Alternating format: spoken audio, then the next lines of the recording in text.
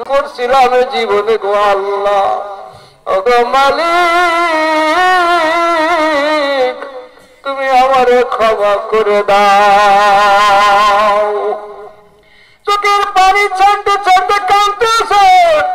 কান্না যখন একটু থামছে, ওই বৃদ্ধ যার মেয়ে বিবাহ দেবে এখন যে কয়, যুবক তোমার পরিচয় কি, তোমার ঠিকানা কি? আমার একটা মেয়ে আছে, আমি তোমার সাথে বিবাহ দিতে চাই। যুবক কয়, ওগো বৃদ্ধ, আমি তো আসলে তোমার মেয়ে বিবাহ করার জন্য এই মসজিদে ঢুকছিলাম, কিন্তু আমার মাওলা এমন ভাবে আমার সাথে সম্পর্ক করে নিছে, দুনিয়ার কোন সম্পর্ক এখন আমার আর লাগবে না।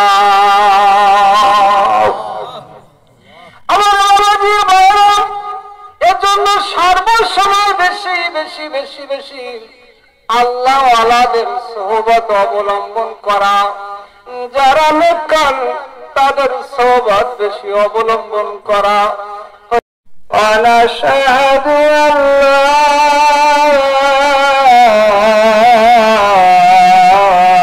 إله إلا الله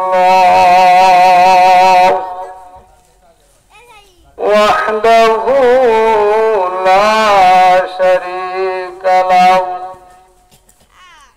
ونشهد أن محمدا عبده ورسوله صلى الله عليه وعلى آله وأصحابه وبارك وسلم. أما بعد، فأعوذ بالله من الشيطان الرجيم.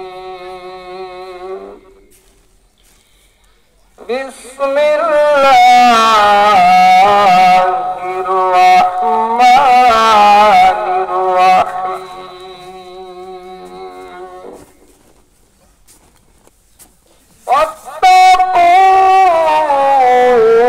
يوما ترجعون فيه إلى الله ثم توفى كل نفس ما كسبت وهم لا يظلمون. إن الله وملائكته يصلون على النبي يا أيها الذين آمنوا صلوا عليه وسلموا تسليما. اللهم صل على محمد وعلى آل محمد كما صليت على إبراهيم وعلى آل إبراهيم إنك حميد مجيد. اللهم بارك على محمد وعلى آل محمد كما باركت على إبراهيم وعلى آل إبراهيم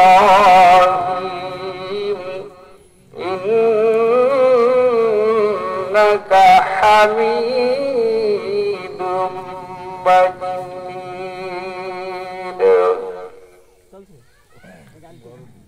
চাঁদ সূর্য ডুবিয়া গেলে রে মন চাঁদ সূর্য ডুবিয়া গেলে রে মন ওঠে বরে বাবা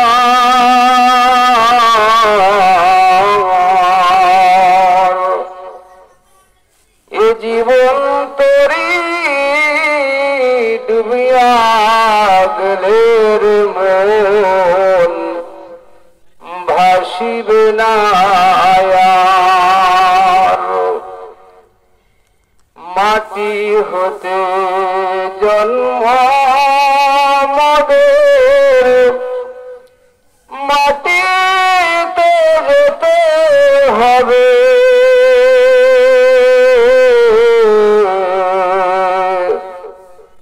মাটির ভিতর যাওয়ার আগে খাঁটি হও না তবে বাড়ি বাড়ি করো রে বান্দা এবারে তো তোমার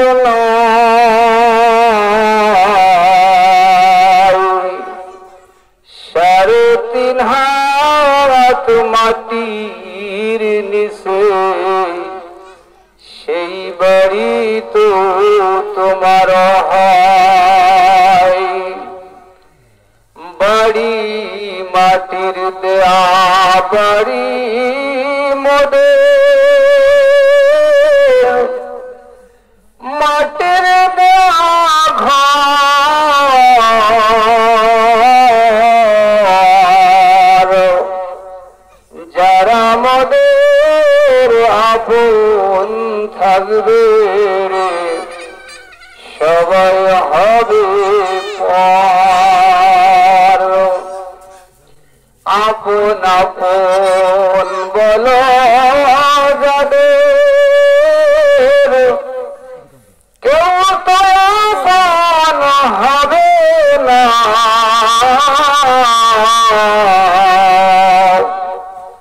এক আপন ভাবে দিনের নবী আর কাপুন তুমি রব্বানা লা ইলাহা ইল্লাল্লাহ লা ইলাহা ইল্লাল্লাহ লা ইলাহা ইল্লাল্লাহ লা ইলাহা ইল্লাল্লাহ লা ইলাহা ইল্লাল্লাহ লা ইলাহা ইল্লাল্লাহ লা ইলাহা ইল্লাল্লাহ লা ইলাহা ইল্লাল্লাহ মুহাম্মাদুর রাসূলুল্লাহ মাহফিলের সম্মানিত সভাপতি প্রধান বক্তা আমার সামনে বসা আমার বাবার সমতুল্য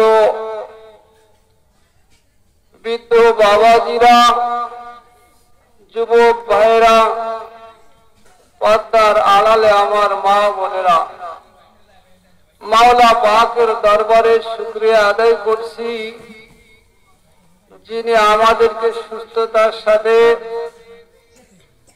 এমন সুন্দর একটা পরিবেশে আমাদেরকে কবুল করছেন এজন্য আমরা সেই পরওয়ারদিগারের কাছে আমাদের সেই মালিকের দরবারে শুকরিয়া আদায় করি সকলেই বলি আলহামদুলিল্লাহ মাওলাই তার কালামের মধ্যে বলেন লাইন শাকারতুম লাযিদান্নাকুম, তোমরা যদি আমার শুকরিয়া আদায় করো আমি তোমাদের আমার নিয়ামতকে তোমাদের জন্য আরো বাড়িয়ে দেব। সুবহানাল্লাহ। অন্য এক আয়াতের মধ্যে মাওলা পাক বলেন, মা ইয়াফআলুল্লাহু বিআযাবিকুম ইন শাকারতুম ওয়া আমানতুম ওয়া কানাল্লাহু শাকিরান আলিমা। মাওলা বলেন, হে আমার বান্দারা বান্দিরা, তোমরা যদি আমার প্রশংসা করো, আমার প্রতি ঈমান আনো, আমি আল্লাহ তোমাদেরকে শাস্তি দেব না। সুবহানাল্লাহ বলবেন না? সুবহানাল্লাহ। পরের অংশে বলেন কি? পরের অংশে বলেন যে আমি তোমাদেরকে আযাব দিয়ে আমার কি লাভ হবে? সুবহানাল্লাহ। কে বলেন এমন সুন্দর করে? মাওলা পাক বলেন। তোমার ভাইরা, যেখানে বসলে মানুষ নামাজ বেনামাজি থেকে নামাজি হয়, গুনাহ ছাড়ে, গুনাহগার ব্যক্তি গুনাহ ছেড়ে দেয়, পরকাল বিমুখ ব্যক্তি পরকাল মুখী হয়, এমন একটা মজলিস হলো আজকের মজলিস। ঠিক কিনা বলেন? আল্লাহ। তবে ভাই ওয়াজ নসিহত চলতেছে, এর মধ্যে কিছু কিছু আমল করতে হবে। ওয়াজিনরা ওয়াজ করবে, শুনে শুনে কি করতে হবে? আমল করতে হবে। আমল হলো মেল। এক কান্দে শুনলাম আর এক কান্দে বাইর করে দিলাম, এটা তো হবে? কি বলেন? এটা উচিত নয়।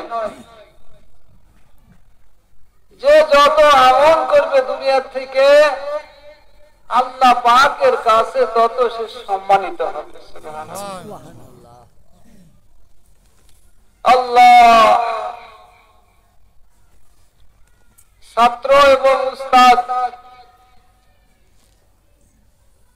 উস্তাদে নসিহত করছে, ওয়াজ করছেন, ছাত্র আমল করছে। হযরত হাসান বসরি রহমাতুল্লাহ আলাইহি একদিন নদী পার হওয়ার জন্য নদীর পাশে যে হাঁটতেছে, নৌকা নাই। কি নাই ভাই? নৌকা নাই। নৌকার পাশ দিয়ে নদীর পাড়ে হাঁটতেছে।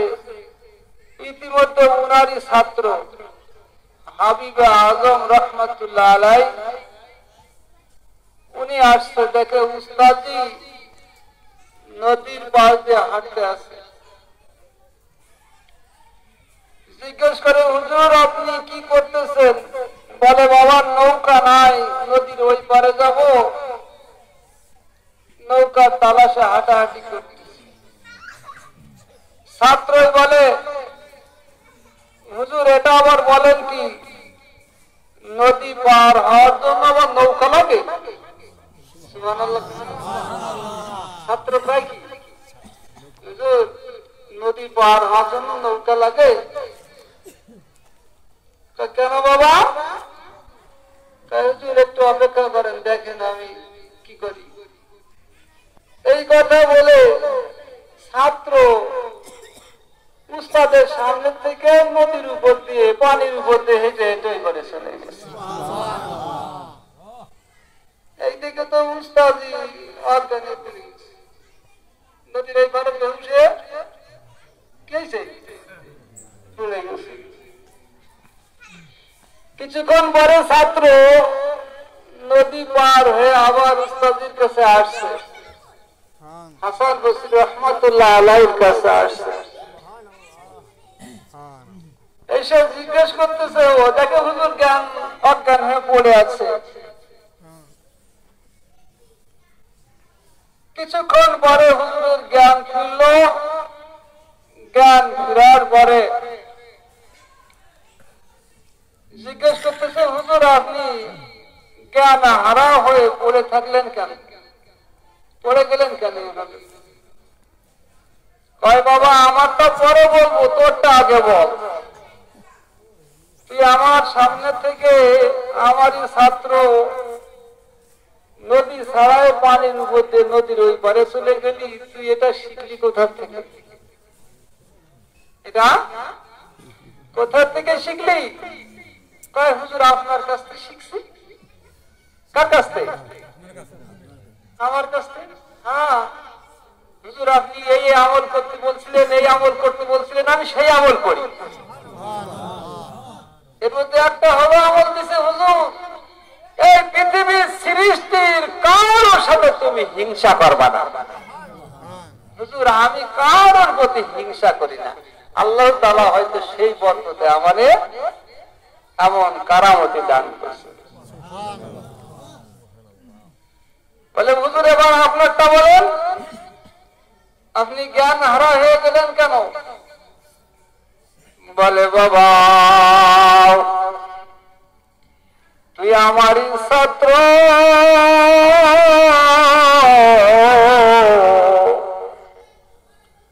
আমার কাছ থেকে এলেম শিখছিস, আমার কথার উপরে আমল করছিস। এই আমল করে করে তুই আমার সামনের উপরে পানির পর দিয়ে ওই পারে হেঁটে চলে গেলি নৌকায় ছাড়া। আমি চিন্তা করলাম পরকালের ময়দানে ফুলসিরাতের ময়দানে যদি তুই আমার সামনে থেকে ফুলসিরাত পার হয়ে পরে চলে যাস, আর আমি তোর উস্তাদ হয়ে যদি এই পরে পড়ে থাকি, পার না হইতে পারি, আমি এই ভয়তে অজ্ঞান হয়ে পড়ে গেছি। আমলটা খুব দামি জিনিস। মাহফিল থেকে কিছু কিছু আমল সংগ্রহ করে নিয়ে যেতে হবে। কিছু আমল করতে পারলেও লাভ। একজন সাধারণ মানুষ নবীজি সাল্লাল্লাহু আলাইহি সাল্লামের কাছে এসে জিজ্ঞাসা করতেছে, ইয়া রাসূলুল্লাহ, ইয়া হাবিবাল্লাহ, আমি অশিক্ষিত মানুষ, সাধারণ মানুষ, আমাকে এমন কিছু আমল বলে দেন যাতে আমি সেই আমলগুলো করে জান্নাতে যেতে পারি। আল্লাহর নবী সাল্লাল্লাহু আলাইহি সাল্লাম বলেন, আপনি সালাত, তুমি নামাজ পড়বা, আসুম রমাদান, রমজান মাসে রোজা রাখবা, হজ করবা, যাকাত দিবা, তুমি এইভাবে চলবা। আল্লাহ নবী সাল্লাল্লাহু আলাইহি সাল্লামের এই কথার উপরে ওই সাহাবী সমর্থন করে বলে, ইয়া রাসূলুল্লাহ, ইয়া হাবিবাল্লাহ, আপনি যে আমলগুলোর কথা বলছেন, আল্লাহর কসম করে বলছি আমি এই আমলের থেকে কমাবো না আর বাড়াবো না, ঠিক হুবহু এই আমলটা করব। আল্লাহর নবী সাল্লাল্লাহু আলাইহি সাল্লাম খুশি হয়ে গেলেন। খুশি এবার বলে, ফালিয়ানজুর, আমার সাহাবারা তোমরা কারা আছো দেখো, ইলা গায়রাজুল, এই ব্যক্তির দিকে তাকাও দেখো। তোমরা যদি কেউ জান্নাতি মানুষ দেখে তোমাদের অন্তরকে শীতল করতে চাও, তোমরা এই মানুষটাকে দেখে তোমাদের অন্তর ঠান্ডা করে নাও। তাহলে বোঝা যায় অল্প আমল করলেও কি হয়, জান্নাতে যাওয়া যায়। অল্প আমল করলেও কি হয়, জান্নাতে যাওয়া যায়। এর জন্য বাবা আমল করা অনেক সময় একা একাও হয় না। কোন দিনই মজলিসে বসার কারণে, আল্লাহ ওয়ালাদের সোহবতে বসার কারণে আল্লাহ পাক আমল করার তৌফিক দান করে। আল্লাহ ওয়ালাদের সোহবত খুব দামি জিনিস, খুব দামি জিনিস। তাদের দোয়াও খুব দামি জিনিস। আল্লাহ ওয়ালাদের রঙে রঙিন হওয়া, আল্লাহ ওয়ালাদের রঙে রঙিন হওয়া, এটাও আল্লাহর কাছে কবুলিয়াত হয়ে যায়। আমি কোরআনের আয়াত তেলাওয়াত করছি, একটু ভিতরে যাব পরে। আমরা যেহেতু অধিকাংশ সাধারণ মানুষ, এই জন্য আমি একটু বুঝাই যাইতেছি। আমার ভাইরা বাবাজিরা রে, আল্লাহ ওয়ালাদের রং গ্রহণ করা এটা আল্লাহর কাছে কবুলিয়াত। কোন এক সময় এক শহরের মধ্যে কিছু ডাকাত দল ওই শহরের মধ্যে প্রবেশ করলো। প্রবেশ করে ওই ডাকাত দল চিন্তা করলো ওই বাদশার বাড়িতে ডাকাতি করতে যাব। কোথায় যাব? বাদশার বাড়িতে ডাকাতি করব। কিন্তু বাদশার বাড়িতে তো ডাকাতি করা এত সহজ নয়, খুব কঠিন ব্যাপার। ডাকাত সর্দার পরামর্শ করলো একটা পদ্ধতি আমরা অবলম্বন করতে পারি।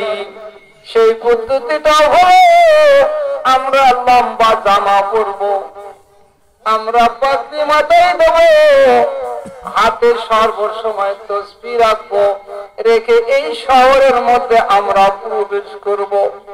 তোমাদের কাজ হবে যখনই মানুষ আসবে সব সময় হাতে তসবিহ নিয়ে সুবহানাল্লাহ সুবহানাল্লাহ বলতে থাকবা। যথারীতি ডাকাত সর্দারের নিয়ম অনুযায়ী সবাই একটা বাড়িতে প্রবেশ করলো। বাড়িতে প্রবেশ করার পরে ওইভাবে আমল করতে থাকলো। চারিদিকে তাদের সুনাম ছড়িয়ে পড়লো। এই এলাকার মধ্যে একটা আল্লাহওয়ালা গ্রুপ আসছে। ওরা আল্লাহওয়ালা নাকি? হ্যাঁ, আল্লাহওয়ালা মানুষ না? কি করবে? কার বাড়ি?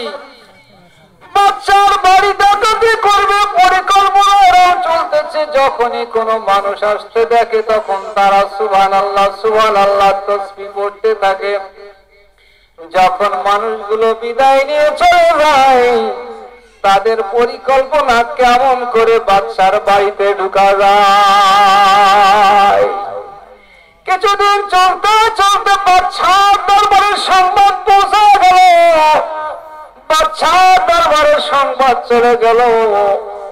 বাদশাহ তাদের কাছে এসে ডাকাত সর্দারের কাছে অনয় বিনয় করে বলতে লাগলো, হুজুর গো, আপনি একজন আল্লাহওয়ালা মানুষ, আপনি হলো এই যুগের একজন বড় আফদল ব্যক্তি। হুজুর গো, যদি আমার বাড়িতে যে একটু কি করতেন, আপ্যায়ন করতেন, বড় খুশি হইতাম। ডাকাত সর্দার তো চাই কি? এটাই চাই। ডাকাত সর্দার মনে মনে তো খুশি হইল। ডাকাত সর্দার তার দলবল নিয়ে বাদশার বাড়িতে গেল।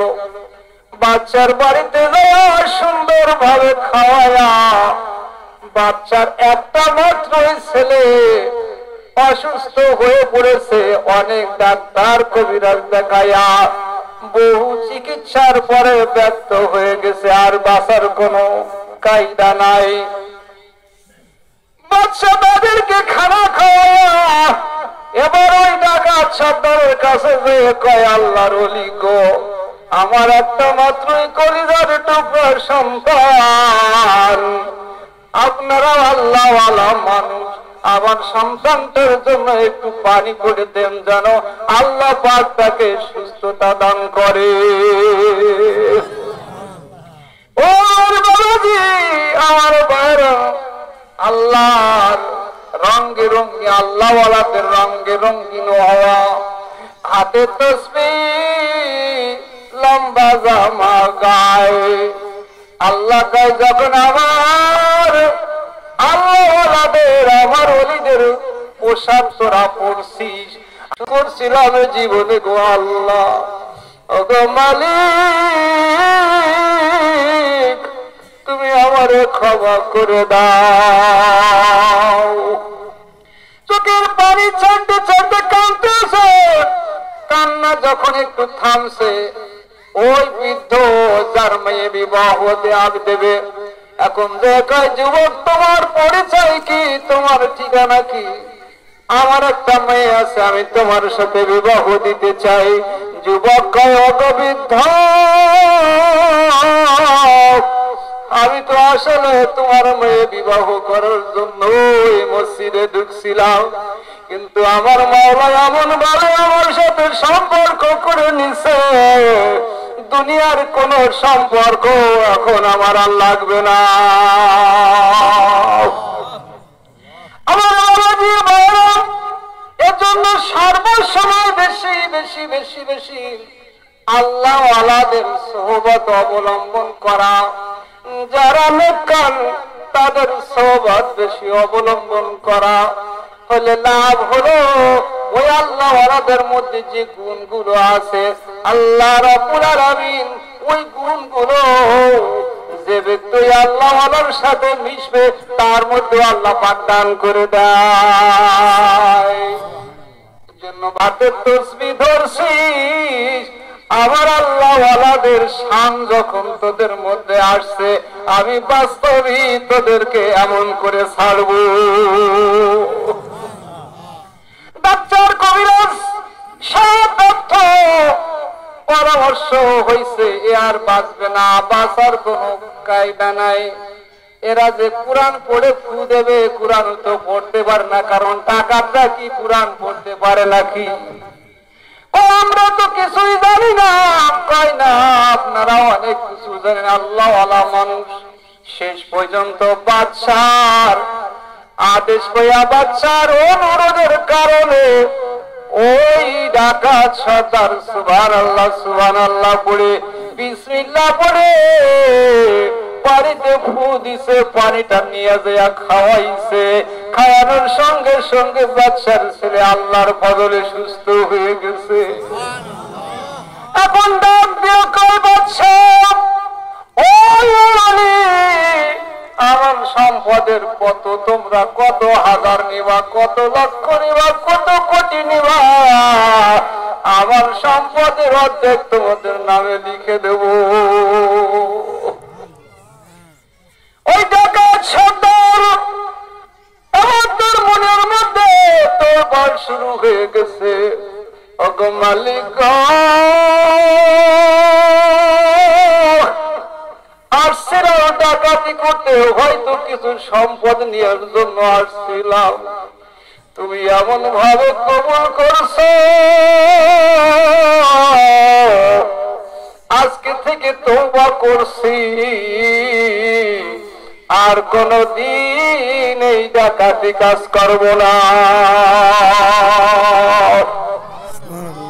ডাকাত সহ তার ডাকাতি সর্দার সহ তার সাথে যারা ছিল সকলেই তওবা করে ওই যুগের বড় আল্লাহ ওয়ালা হইয়া গেল। আল্লাহ ওয়ালাদের ঢং, আল্লাহ ওয়ালাদের রঙে রঙিন হলেই আশা করা যায় আল্লাহর ফজলে আল্লাহ কবুল করে নেয়। এই সম্পর্কে আরো কথা থাকে, আরো কথা আছে, আরো কথা। আমি কোরআনে আয়াত তেলাওয়াত করছি, আরেকটা কথা বলে কথাটা কি করি, আমি কোরআনের আয়াত তেলাওয়াত করছি, সেইখানে যাবো ইনশাআল্লাহ। আমার বাবাজি, আমার ভাইয়েরা খেয়াল করেন, কোন এক সময় স্বামী স্ত্রীর মধ্যে ঝগড়া বাঁধছে। একটাই মেয়ে প্রচুর সম্পদের মালিক, অগণিত সম্পদ। স্ত্রীতে ঝগড়া করে স্বামী, মেয়ে শিয়ানা হয়ে গেছে, বিবাহ দিবা কবে বিবাহ দিবা? সেরকম তো ছেলে পায় না। ইতিমধ্যে ঝগড়া করতেছে, আর সেই সময় এক চোর ওই বাড়িতে কি করছে, চোর চুরি করার জন্য ঢুকছে, ঢুকে খাটের নিচে পলায় রয়েছে। কি করছে? খাটের নিচে পলায় রয়েছে। স্বামী স্ত্রী ঝগড়া বাঁধায় দিছে মেয়ে বিবাহ দেওয়ার জন্য। শেষ পর্যন্ত সিদ্ধান্ত হলো এমন একটা ছেলে চাই, যেই ছেলেটা 40 দিন পর্যন্ত তাকবীরুল্লাহর সাথে নামাজ পড়ে, এরকম একটা ছেলের সাথে আমাদের এই মেয়ে বিবাহ দেব, আমাদের সম্পদ গুলো তার নামে লিখে দেব। মেয়ে একটাই সম্পদ, নামাজ পড়বে কয়দিন? 40 দিন তাকবীরুল্লাহর সাথে যে নামাজ পড়বে, কি করবে? হাদিসের মধ্যে আসছে বারাতানি মিনান নার, আল্লাহ পাক তাকে জাহান্নাম থেকে মাফ করে দেয়। ওয়াবারাতানি মিনান নিফাক, নিফাক থেকে তার নাম, মুনাফিক থেকে তার নামটা কাটা চলে যায়, হয়ে যায়। সিদ্ধান্ত নিল তাহলে আমাকে এখন মসজিদে ঢুকতে হবে মেয়ে বিবাহ করার জন্য। কি করার জন্য? মেয়ে বিবাহ করার জন্য। এই ঘরে মেয়ে বিবাহ করতে হবে। ওই চোরটা যে ওই যে যিনি ঝগড়া করতেছিল স্ত্রীর সাথে, যার মেয়ে, সে কোন মসজিদের নামাজ পড়ে আগে ঠিকঠাক করছে। ঠিক করার পরে যে মসজিদে নামাজ পড়ে ওই মসজিদে নামাজ দাঁড়ায় গেছে। সুবহানাল্লাহ। লোকটা যে দেখে একটা যুবক মানুষ ওখানে নামাজ পড়তেছে, জোহরের নামাজ পড়ার কথা পড়লো। আবার পরে যখন আসরের আযান হয়েছে, আসরের নামাজ পড়ছে, আবার দেখে যুবকটা মাগরিবের নামাজের আযান হয়েছে, যুবকটা মসজিদে গেছে। উদ্দেশ্য কি? মেয়ে বিবাহ করবে। এমনি মসজিদে তাকবীরের সাথে পড়ল। আর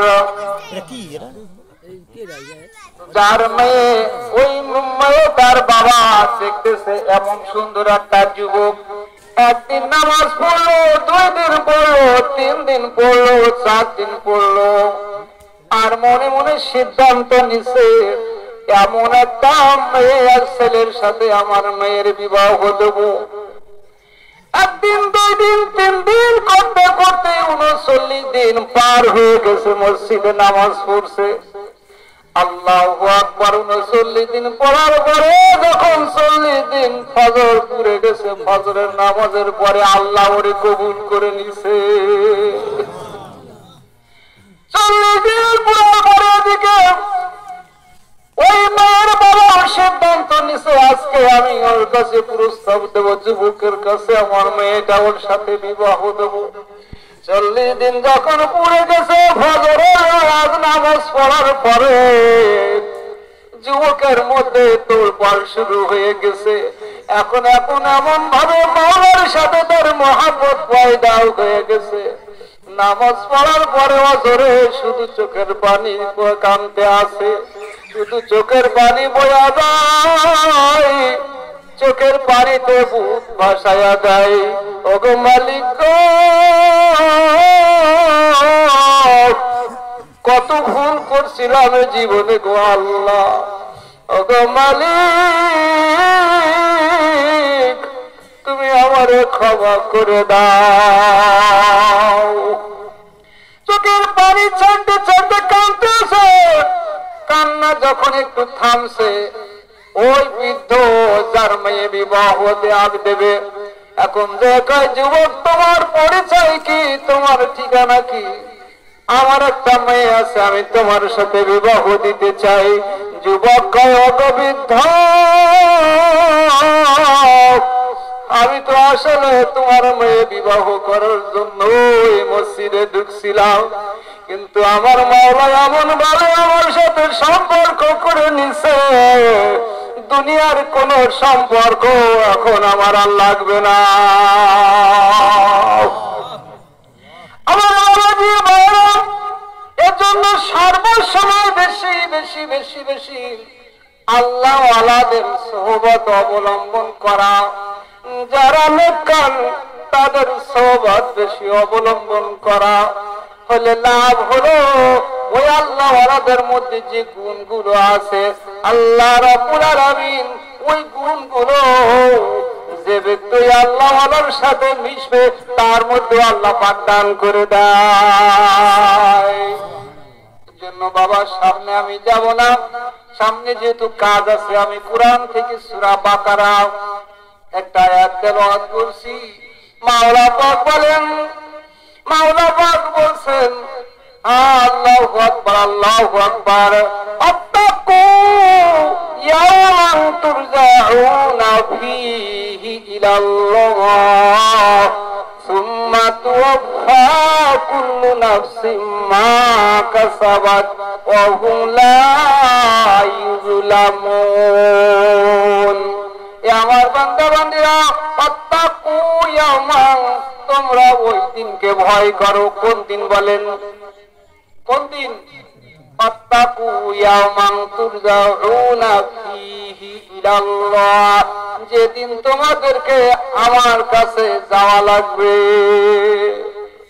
আত্তাকু, ভয় করো তোমরা ওই দিনকে, ইয়াওমান তুরজাউনা, আমার কাছে তোমাদেরকে ফিরে আসা লাগবে। আর সেদিন কি হবে? সুম্মা তুওয়াফা কুল্লু নাফসিম মা কাসাবাত, তোমরা যে কাজ করছো, আমল করছো, এদিন তোমরা তার পূর্ণ ফল পাবে। সুম্মা লা তুযলামুন, কোন জুলুম করা হবে না, কোন জুলুম করা হবে না। যা করছো দুনিয়াতে তার ফল ওই দিন তোমরা পাবে। আত্তাকু, ভয় করো, ইয়াওমান, যেদিন তোমরা আমার কাছে ফিরে আসবে। সেই দিনটা কোন দিন বলেন? কিয়ামতের দিন। কোন দিন? পরকালের দিন। এই দিনটাকে যে ভয় করবে যে আল্লাহ তাআলার দরবারে আমাকে দাঁড়াইতে হবে, সে কি কোনো গুনার কাজ করতে পারে? আল্লাহর হুকুম মানার জন্য কোরআনের এই আয়াতটা যথেষ্ট, যথেষ্ট। আত্তাকু ইয়াওমান, ওই দিনকে তোমরা ভয় করো। যাও না, আমার কাছে ফিরে আসতে হবে, আমার কাছে ফিরে আসতে হবে। আমার বাবাজিরা, যদি শুধুমাত্র কোরআনের একটার উপরে কেউ আমল করতে পারে, তার জীবন ধন্য হয়ে যাবে। এই দিনটার বিষয়ে যদি কেউ অন্তরের মধ্যে ভয় ঢুকায়, তার জন্য আল্লাহর হুকুমগুলো পালন করা অতি সহজ হয়ে যাবে। বড় দেখেন কেমন হয়, ভারতের মধ্যে বাদশাহ জাহাঙ্গীর, তার স্ত্রী নূরজাহান ছিলেন অপরূপর সুন্দরী। কোন একদিন বাদশাহ জাহাঙ্গীরের স্ত্রী সাজসজ্জা করতেছে,